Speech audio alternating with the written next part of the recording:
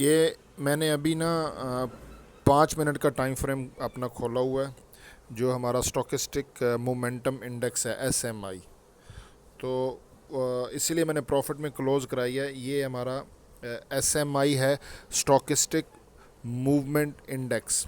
और ये 5 मिनट के टाइम फ्रेम में,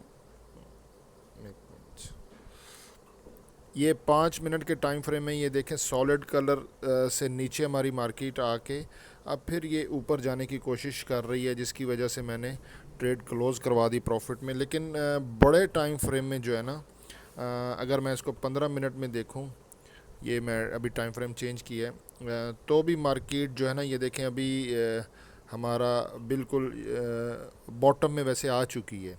ऊपर से हमने सेल किया था 1946 से, मैंने ग्रुप में मैसेज किया था सुबह, तो इसीलिए अभी इसे क्लोज़ करवा रहा हूँ।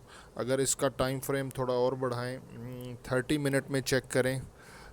30 मिनट में वैसे अभी इसने और नीचे आना है, ठीक है, लेकिन हम रिस्क नहीं लेंगे क्योंकि थोड़ी देर बाद यूके का सेशन ओपन हो जाना है, तो मे भी मार्केट छोटे टाइम फ्रेम में फिर ऊपर जाए, ठीक है। तो हम टॉप से सेल करेंगे, बाय नहीं करेंगे। ये 30 मिनट टाइम फ्रेम में वैसे अभी इसके नीचे आने के चांसेस हैं। अगर इससे और थोड़ा टाइम बड़ा करूँ 45 मिनट टाइम फ्रेम में, तो हमारा SMI इंडिकेटर जो है वो अभी डाउनवर्ड आ सकता है, ठीक है, ये देखें। लेकिन बेहतर ये है कि लालच ना किया जाए। प्रॉफिट में है ट्रेड, तो प्रॉफिट में क्लोज़ कर दें।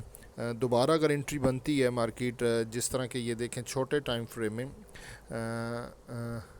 मैं आपको दिखाऊं किधर गया ये हमारा 5 मिनट का।